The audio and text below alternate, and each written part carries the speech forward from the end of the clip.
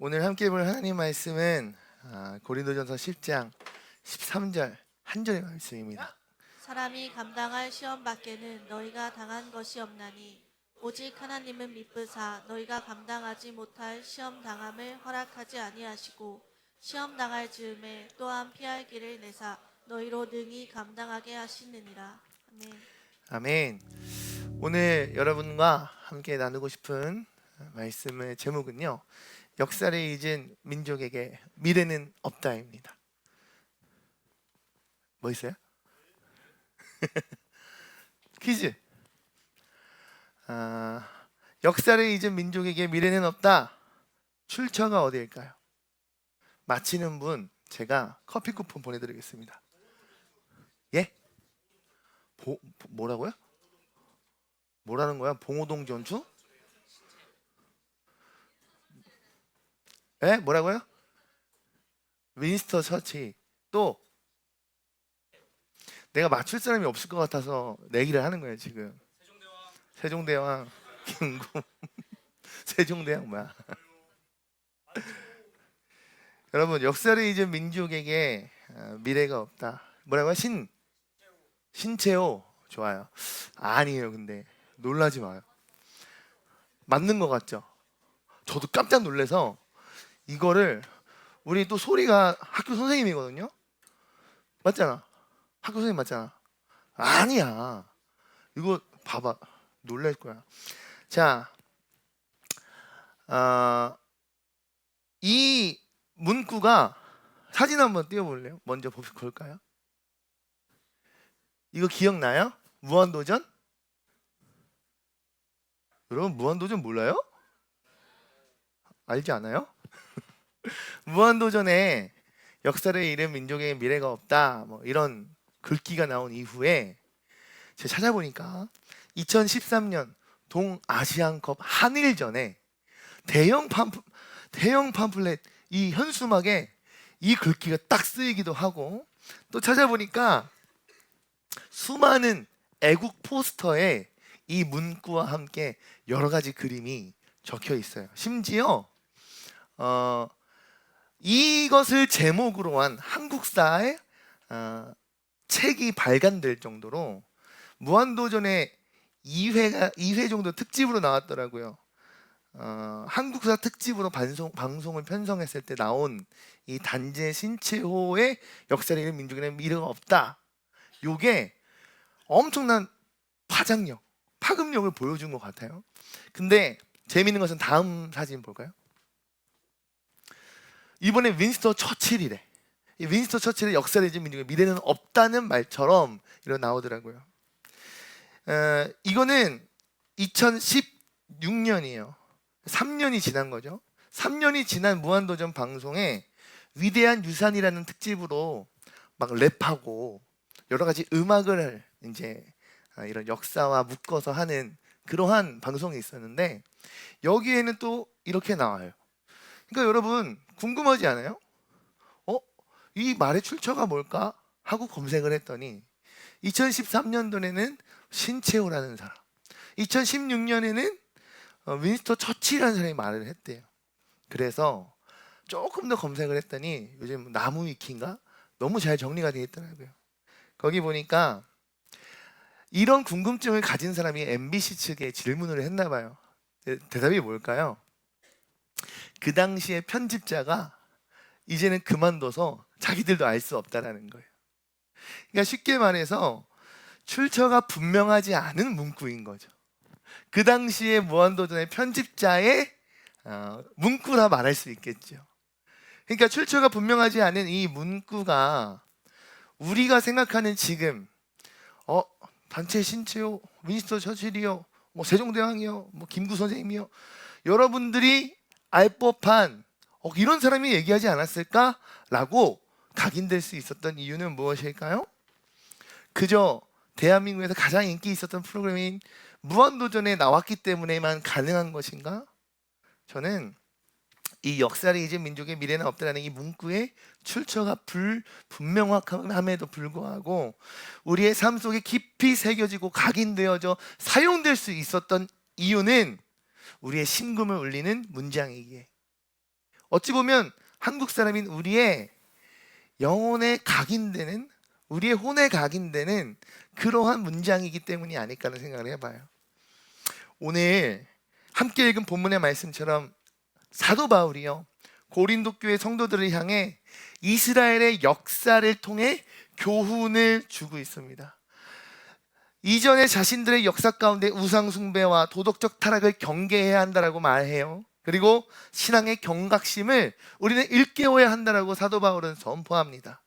오늘 말씀을 통해 과연 내가 잊고 있었던 하나님의 역사, 내 삶에 있었던, 나의 조상에게 있었던, 나의 엄마 아빠 그랬죠, 나의 부모, 우리의 집안, 나의 인생에 역사하셨던 하나님의 은혜를 잃어버리진 않았는지, 이 사순절 가운데 더욱 깊이 오늘 말씀을 통해 묵상 가운데 나아갈 수 있는, 은혜 가운데 나아갈 수 있는 모든 바위 청년부들에게 주의 이름을 축복합니다.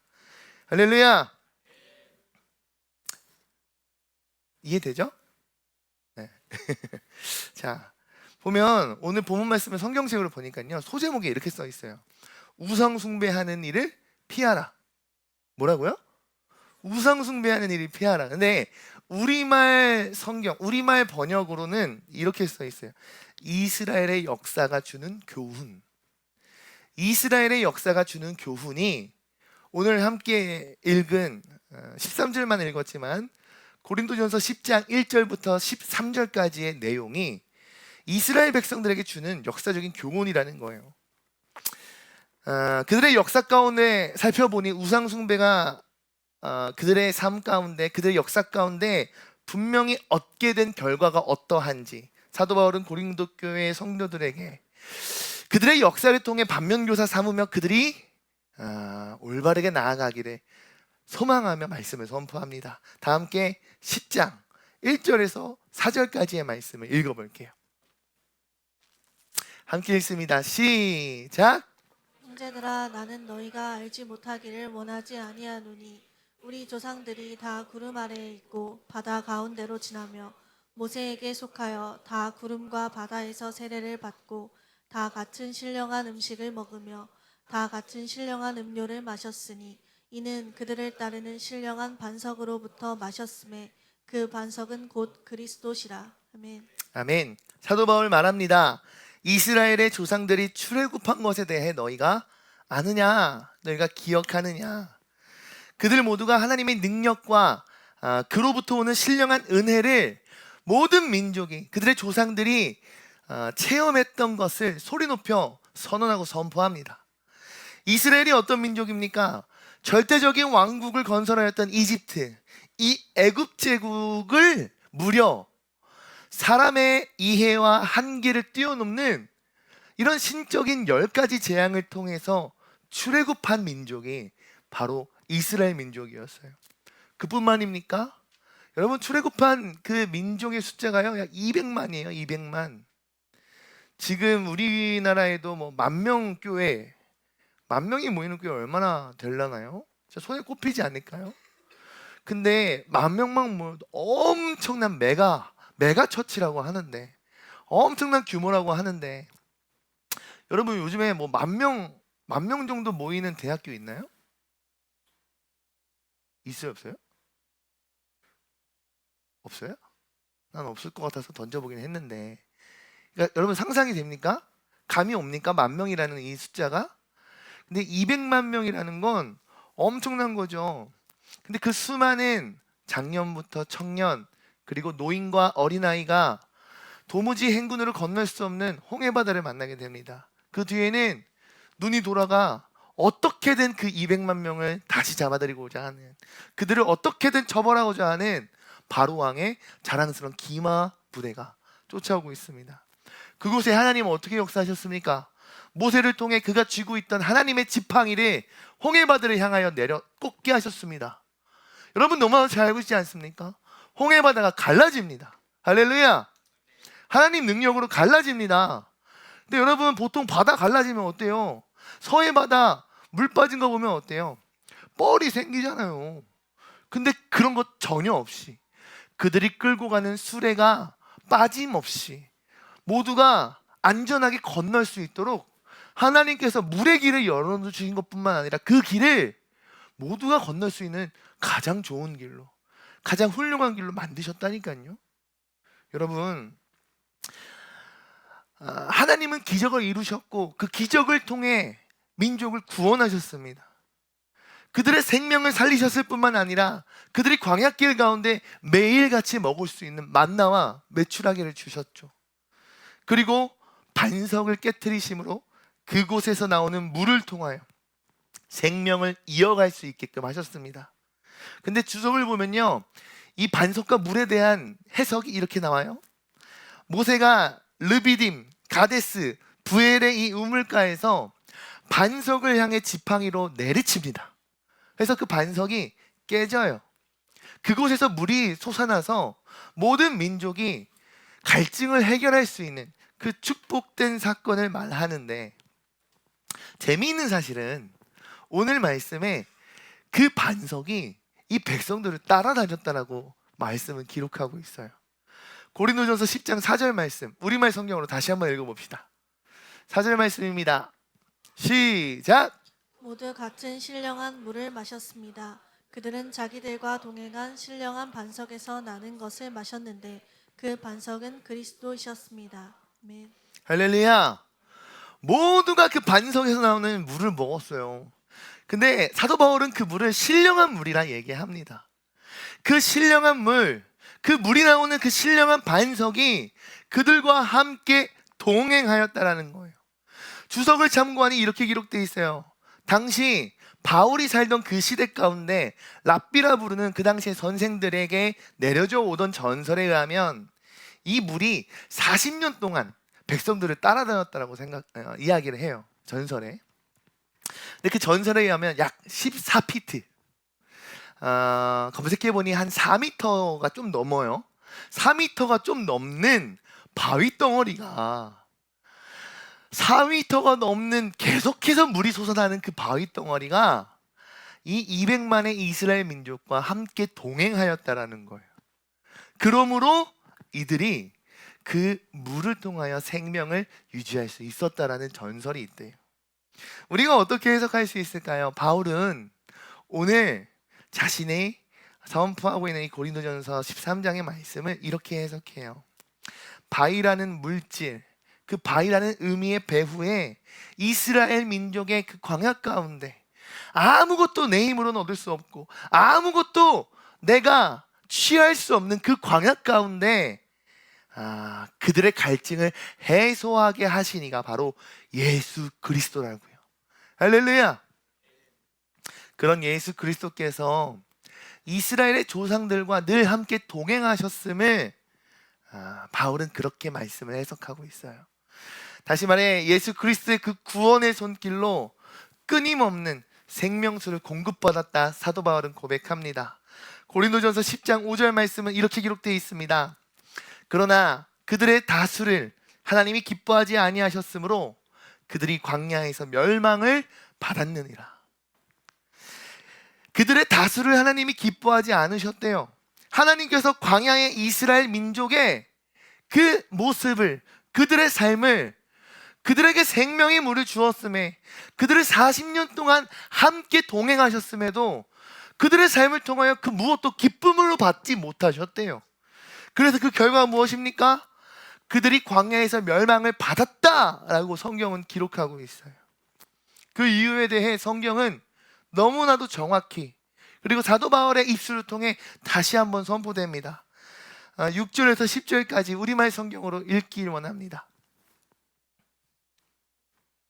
읽읍시다. 시작! 이런 일들은 그들처럼 우리도 악을 즐기는 자가 되지 않게 하려고 우리에게 본보기가 된 것입니다. 여러분은 그들 가운데 어떤 이들처럼 우상 숭배자가 되지 마십시오. 기록되기를 백성이 앉아서 먹고 마시며 일어나 춤을 추었다라고 했습니다. 그들 가운데 어떤 이들은 음행하다가 하루에 2만 3천 명이 죽었습니다. 우리는 그들처럼 음행하지 맙시다. 그들 가운데 어떤 이들은 주를 시험하다가 뱀에 물려 죽었습니다. 우리는 그들처럼 시험하지 맙시다. 그들 가운데 어떤 이들은 원망하다가 파멸시키는 이에게 멸망당했습니다. 여러분은 그들처럼 원망하지 마십시오. 아멘. 사도 바울은요, 이스라엘 백성들의 잘못된 행위를 지금 고린도 교회의 성도들에게 말하고 있어요. 그러면서 그들의 역사의 기록의 증거를 통하여 고린도 교회인들에게 다음과 같은 경고의 메시지를 전합니다. 6절 말씀에 그들처럼 우리도 악을 행하는 자가 되지 않게 하려 우리의 본보기가 되었다. 이스라엘 민족의 그 조상의 역사는 우리도 그들과 같은 악을 행하지 않기 위한 본보기가 되어야 한다라고 얘기해요. 첫 번째, 우상 숭배하지 말라고 해요. 여러분, 우상 숭배하지 말래요. 왜 그렇습니까? 출애굽 당시 이스라엘 백성들이 모세가 십계명을 얻기 위해 산으로 올라갔을 때 무엇을 했습니까? 갖고 있던 금붙이를 걷기 시작합니다. 그것은 무엇을 만듭니까? 금을 다 녹여서 자신들이 원하는 모양, 금송아지의 형상을 만들어 놓고 이것이 이제부터 우리가 믿는 하나님이다. 그리고 그 앞에서 여러 가지 스스로 예배라 생각하는 행위들을 합니다. 여러분, 우리의 삶 가운데에도 이 우상 숭배가 얼마나 위험한지 우리 청년들은 스스로 잘 알 거라 생각합니다. 여러분들 청년들은 내게 있는 우상이 무엇인지 더욱 잘 분별할 줄 알고 구별할 수 있어야 한다고 저는 믿습니다. 그렇다면 광야에 있었던 이스라엘 백성들, 자신들이 하나님이라 만든 그 금송아지 앞에서 앉아 먹고 마시며 일어나 춤추었던 그 것, 그 행복, 그들이 누렸던 그 기쁨, 한 번쯤 우리가 깊이 생각해 봐야 할 문제 아닐까요? 내 삶 가운데에 과연 금송아지가 무엇인가? 나도 모르는 새 나의 하나님이라 착각할 만큼, 잘못 오해될 만큼 나에게 있어서 우상이 무엇입니까? 여러분들의 삶 가운데 가장 기뻐하는 일이 무엇입니까? 월급날입니까? 남자친구, 여자친구 데이트할 때입니까? 친구들 랭크 레벨업 승급할 때입니까? 아니면 여러 기타 등등.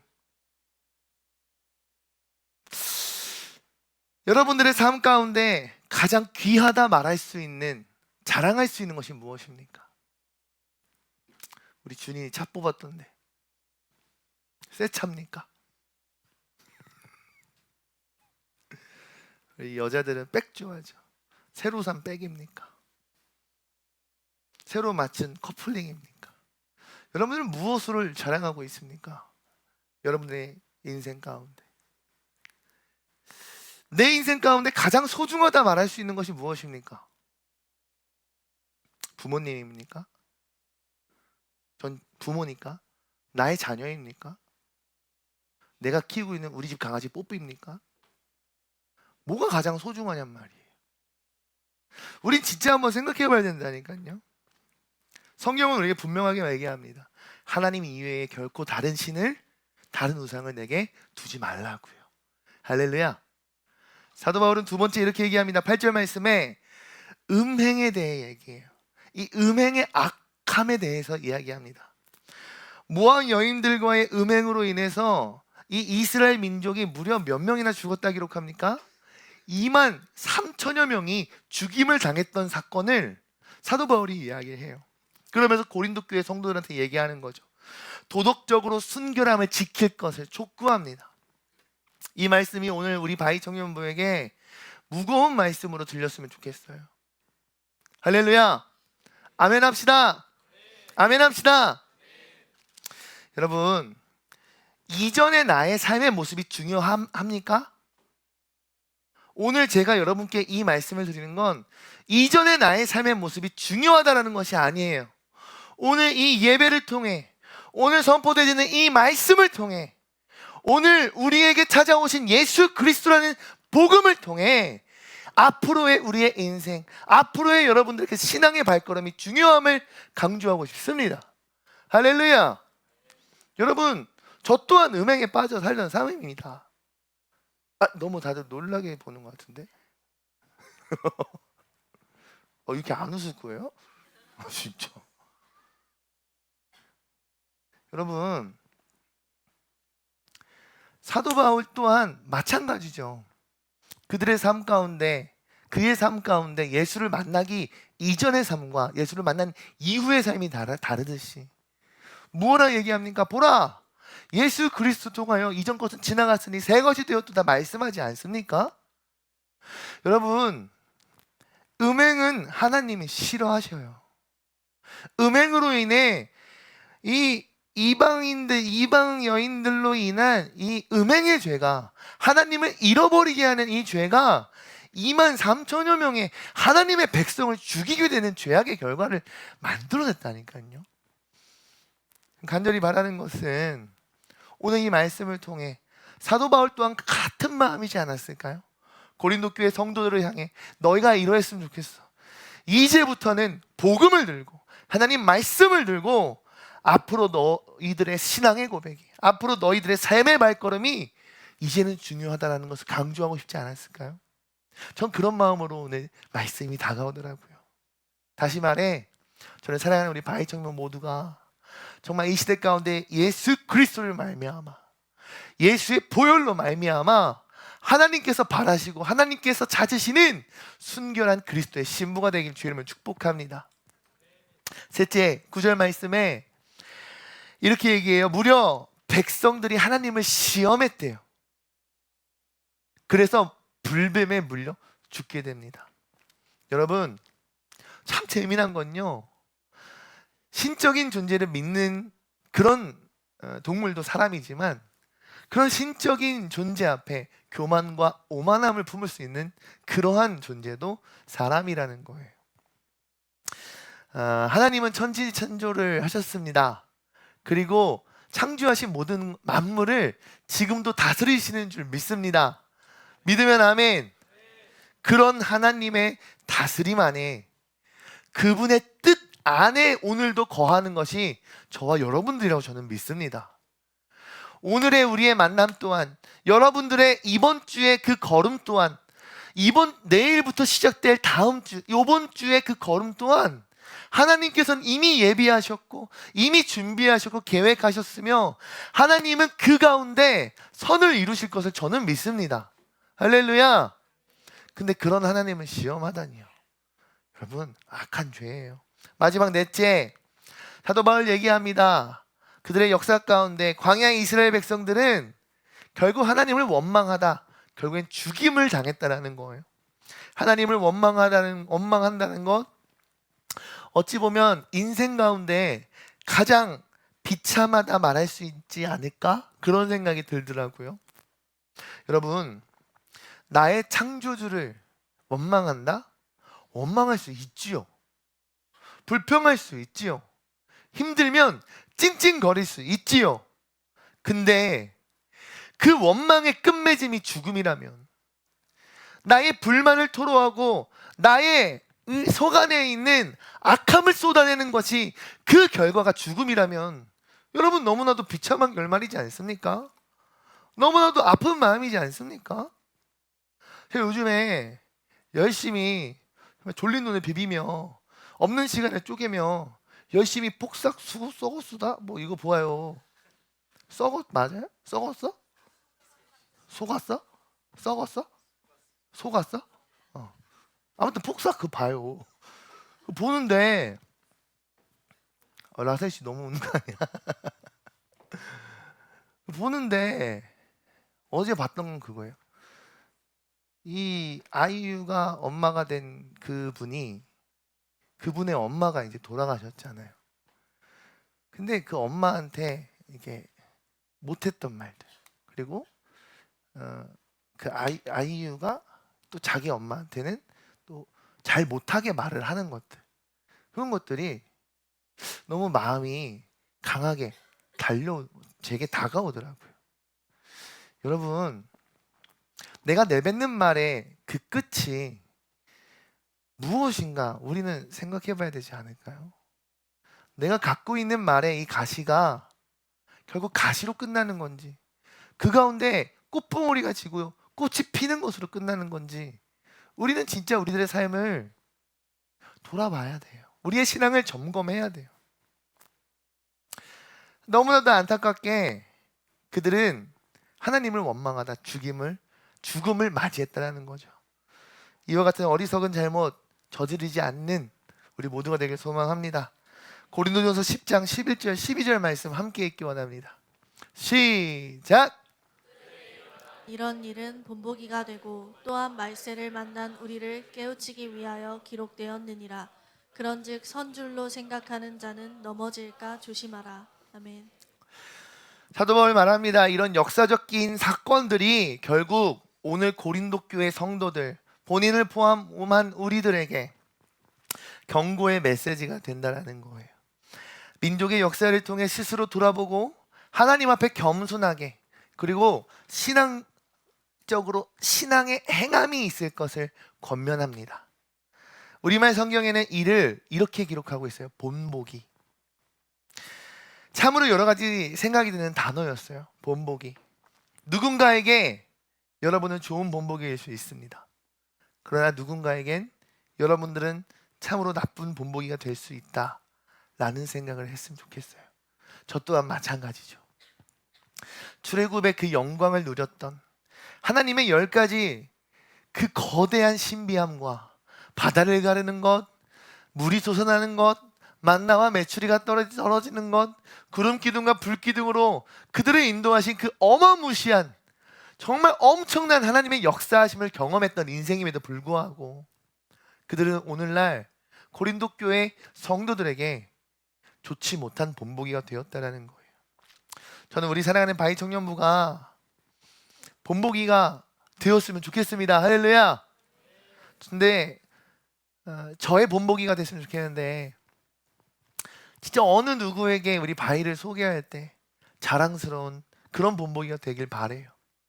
어느 곳에 가서 우리 청년부를 소개할 때 정말 좋은 본보기가 되는 여러분들이 되길 소망합니다. 이 교회 공동체 안에서도 여러분들의 후배인 프리즘, 학급 예고 좋은 선배로서의 본보기가 되었으면 좋겠습니다.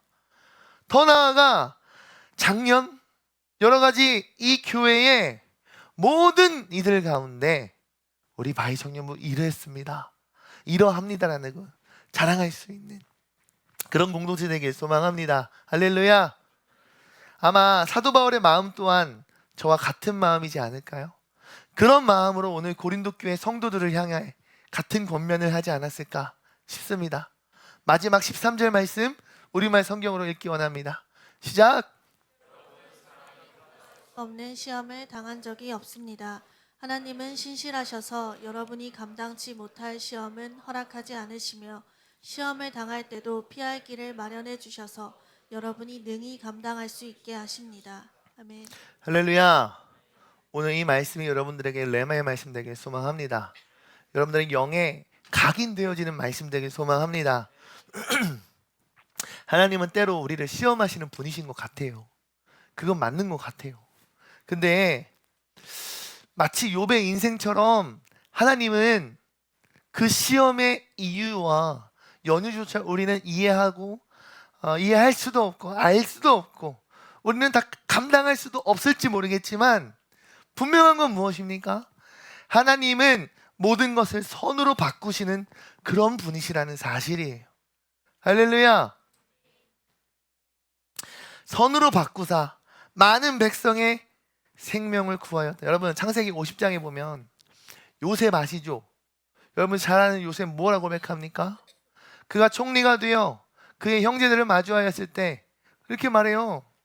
당신들이 나를 헤아려 하였으나 나의 10대 시절 당신들이 나를 헤아려 하였으나 내가 노예로 팔려갔고 이러저러한 일, 정말 당하지 않아도 될 일, 내가 그래 누명 쓰인 일, 감옥에서 3년 동안 개고생한 일, 모든 일, 이 일이 이제 보니 하나님께서 이것들을 선으로 바꾸사 많은 이들의 백성의 생명을 구원하시는 일이 되었다. 할렐루야.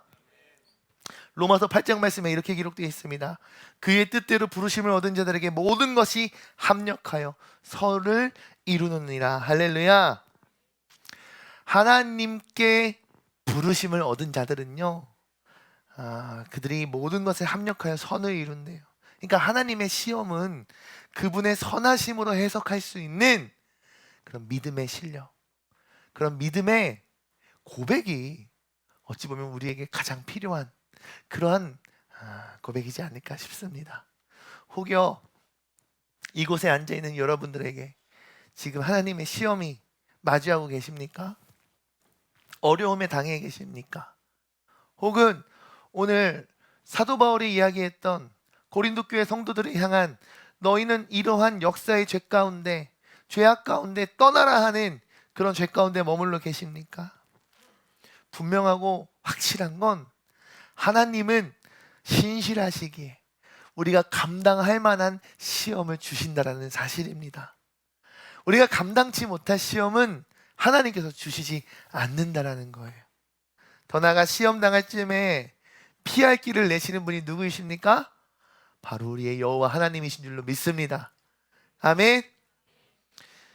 우리 잘 아는 찬양 웨이메이커라는 고백에 뭐라 합니까? 주님은 새 길을 만드십니다. 할렐루야. 주님은 큰 길을 만드십니다. 할렐루야. 주님은 기적을 이루십니다. 할렐루야. 우리가 이것을 깨닫고 믿음으로 고백할 수 있는 우리 사랑하는 바위 청년부 여러분들에게 주의 이름을 축복합니다. 말씀 정리하고 싶습니다. 역사를 잊은 민족에게 미래는 없다. 어찌 보면 출처도 불분명한 이 문장 앞에 대한민국의 국민들은 가슴이 뜨거워졌습니다. 심장이 두근댔습니다. 그러니 한일 전에 그 큰 현수막을 내건 거겠죠.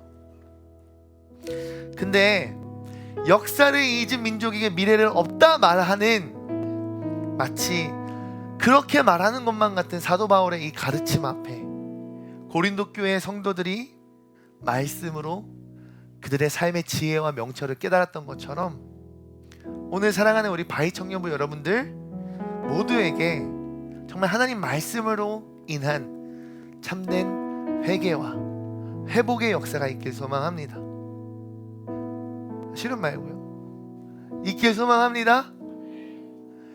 이 말씀을 통해 여러분들의 신앙이 성장, 성숙, 정말 그리스도의 완전을 향하여 나아가는 그런 우리 청년부 되길 소망합니다. 그로 인해 무엇을 이루어야 합니까? 여러분들의 삶을 통해 하나님 나라의 영광을 이루어야 합니다.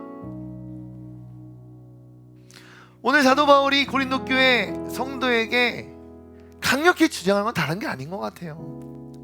진짜 하나님 자녀로 살았으면 좋겠어. 진짜 그리스도인으로 살았으면 좋겠어. 진짜 예수님의 제자로 살아갔으면 좋겠어. 죄를 멀리하고 하나님을 가까이, 세상의 시선이 아닌 하나님의 시선, 하나님의 마음, 하나님의 성품, 하나님의 사랑을 품고 살아가기를 사도 바울은 원하지 않았을까요? 오늘 마지막 이 찬양 부르기 원합니다. 시선, 이 땅 시선 아닌 하나님 나라 바라보는 시선이 저와 여러분들 모두에게 있길 소망합니다. 함께 고백합니다. 내게로부터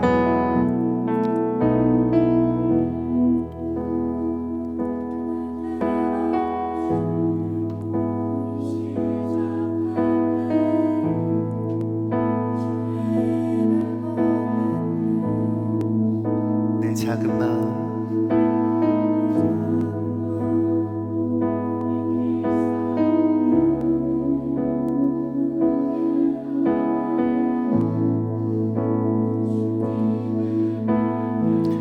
성령 날 변화시켜, 성령이 나를 변화시켜 모든 두려움 사라질 때 주의 힘을 보겠네. 황폐한 땅 한가운데서 주님만을 알게 되리.